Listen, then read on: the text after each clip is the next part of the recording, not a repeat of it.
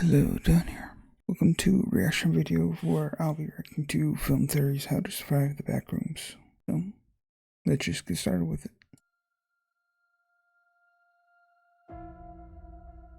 Hello Internet, welcome to Film Theory, a show that's coming to you live from the Backrooms. Why? Because I have no idea how to get out of here. Internet speed's good though, and the moist carpet water is, it's not the best I've ever had, but you know, it'll do. Wait, what was that noise?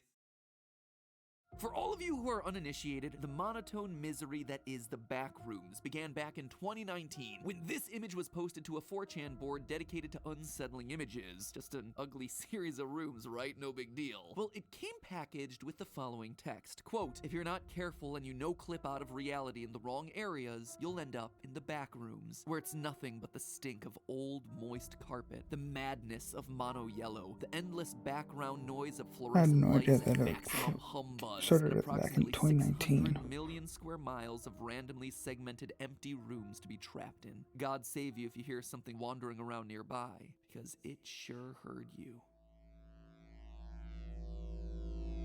This post immediately got under people's skin. That endless series of mild annoyances that make you feel squicky and uncomfortable. Slightly wet socks, a faint electric buzz, harsh lighting, ugly wallpaper. In short, it is mundane horror, an oppressive monotony that slowly wears you down, mentally and physically. That miserable setting inspired lots of online artists to write their own independent creepypastas, even creating a short video game where you explore the space. But here in 2022, the Backrooms has suddenly exploded in popularity thanks to a new series by VFX artist Kane Pixels, who has taken the basic concept and started to build a full-on world around it. And you know what that means? Lore! Kane's first Backrooms short film takes place in, well, already we hit a bit of a snag. The slate says July 4th, 1990 something, but the description of the video actually has September 23rd, 1996. Anyway, this is probably just because it was the first video in the series. Dates become much clearer as the world gets more and more developed. Things start off instantly when a cameraman, fittingly enough named Kane, tries to set up a wide shot and immediately falls through the ground. Literally no clipping through reality, only to wind up in the dank and deserted world full of humming fluorescent lights, retro carpeting, yellow walls, endless corridors, and monsters that, at least at first glance, remind me of walking tripods. Our cameraman wanders around trying to find an escape. Along the way, he finds some interesting landmarks hidden amongst the endless walls, but ultimately he's caught and presumably killed by the weird fungi monster. It's short, it's simple, it's effective. Since the massive success of that first Backrooms video, Kane has been busy expanding the world with other shorts like The Third Test, First Contact, and Missing Persons, as well as making the accompanying Collateral.mov and March 11th, 1990 Archive.tar, which are both hidden in the descriptions of the various videos. From all of them, we ultimately learned that the Backrooms was an experiment designed by a company named Async to solve space issues, providing near limitless room for both storage and housing in an ever-shrinking world. Where it all went wrong, though, remains to be seen. But what I want to focus on today isn't the where and the why, but rather the how. How to survive. In the fourth video of the main series, we see that since accessing the Backrooms in 1989, missing persons reports have been skyrocketing, as more and more people fall out of reality never to return. So, if that were you, what do you do? How do you navigate a seemingly endless maze with limited resources long enough to potentially figure out this mysterious world? I just accept my death.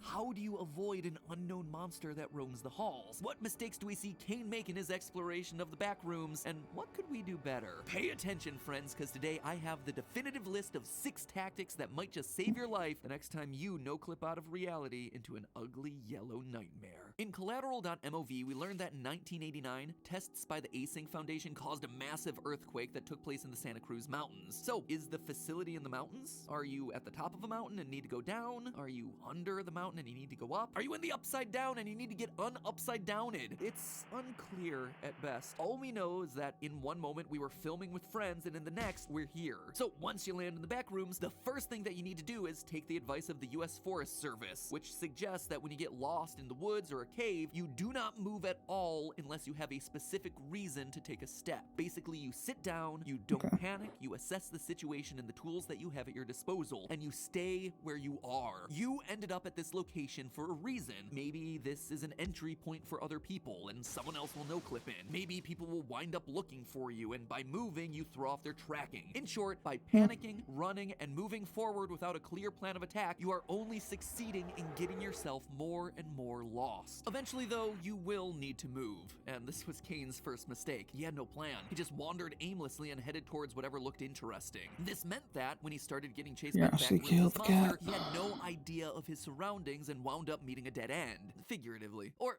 I guess it would be literal. Anyway, proper grammar aside, we're in a repetitive maze, we're looking for an exit, and we need a way to track our movements. And for that, we need to use a maze-solving algorithm, an automated strategic way for solving the maze with no prior knowledge of it. Our first strategy should be using the wall follower technique, also known as the right-hand rule. This is one that I think a lot of people have heard of, but maybe don't understand the actual mechanics of. Basically, it's a tried and true maze escaping method that involves running your right hand along a wall while you navigate the maze. You see, mazes, in their simplest terms, are just shapes that you're trapped inside. So you, as the maze solver, need to find the outermost wall and the hole that's presumably in it. Many mazes are what's known as simply connected, i.e. all the walls are connected together to the maze's outer boundary. As such, if you were to unwind the maze, it basically amounts to one big circle with an entrance hole and an exit hole. So by keeping your hand locked to one wall and following it all the way through, you follow the outline of that circular path and you either find the exit, congratulations, you survived, or you wind up looping back to where you first started. Well, that's certainly not ideal. It is helpful because it tells us that the maze isn't simply constructed, but rather it's what's known as a disjoint maze, one where the walls aren't always connected to the outer boundary. In the video First Contact, we actually get confirmation that this is what we're dealing with the Backrooms. We see a map that confirms that the Backrooms is a disjoint maze. Notice that there are multiple chunks of wall here that don't seem to connect to the outside line. But just because we're in a more complicated maze doesn't mean that we're out of options. First and foremost, if Kane was able to bring his camera with him into the Backrooms, then his other belongings have no-clipped with him as well. Specifically, things on his body like keys and clothes. And this immediately puts us at a huge advantage. If you have something like keys or a belt, you should immediately mark your starting location on the wall, and then run those keys or belts or whatever against the wall to leave indentations or markings. You can scuff the walls with your shoes, you can peel the wallpaper, you can pull a Hansel and Gretel and rip pieces of your clothing off to use as breadcrumbs. You can write arrows and notes to yourself on the walls, which we know can be done since there are markings throughout the maze left by other people. This way, when our right-hand method results in us doubling back to where we began, we have a clear indication of which walls we've followed and which ones we didn't. And if the walls do happen to be somehow supernatural and can't be marked by you, then the ceiling tiles are another option here. You see, the ceilings of the Backrooms appear to be a specific type known as a drop ceiling, or suspended ceiling, which is common in office environments where lightweight foam panels hang a few inches below the main structural ceiling, hiding things like wires and support beams. By throwing a shoe to break or knock down tiles, you're able to mark your progress in all the areas that you've been. Bit by bit, you eliminate the hallways that you've tracked and systematically work your way to the outer edges of the maze. One other strategy to help with this in a disjoint maze setup like the Backrooms is the pledge algorithm. Here, you travel in a set direction. Let's say you walk forward until you hit an obstacle. From there, you put your right hand on the wall and you start walking around the obstacle, counting the angles that you're turning. Clockwise turns are positive, counterclockwise turns are negative. Once you start facing the original direction that you're meant to move again, and the sum of your turns is 0, you leave the obstacle and you continue moving in your original direction. This ultimately gets you off the disjoints faster, leading you to the outer wall of the maze and eventually to the exit. Right now, all you seasoned Backroomers are probably laughing at me and saying, "Silly MatPat, the Backrooms are an endless void of death and despair that'll cause you to slowly lose your mind." To which I say, joke's on you, I lost my mind years ago. I'm not gonna let a funky smelling series of yellow rooms defeat me. Plus, not convinced that this thing is actually infinite or unpredictable. Like I said, in this new Kane Pixels series, we see a map of the place. We also see async employees able to walk through the Backrooms using a long red line, presumably as a way to lead them back to the entrance door. So all of that is just trying our best to find an exit, but there's still one more important variable here that we have to consider: the monster that's looking to rip our body in half to use as human nunchucks. And this is again where a systematic approach to the maze will be our first line of defense. The last thing that we want is to wind up in a dead end, and the best thing that we can do to avoid that is to use the confusing layout to our advantage. Ideally, we're able to lead this monster to a disjoint, a section of the maze that we already know loops back around on itself.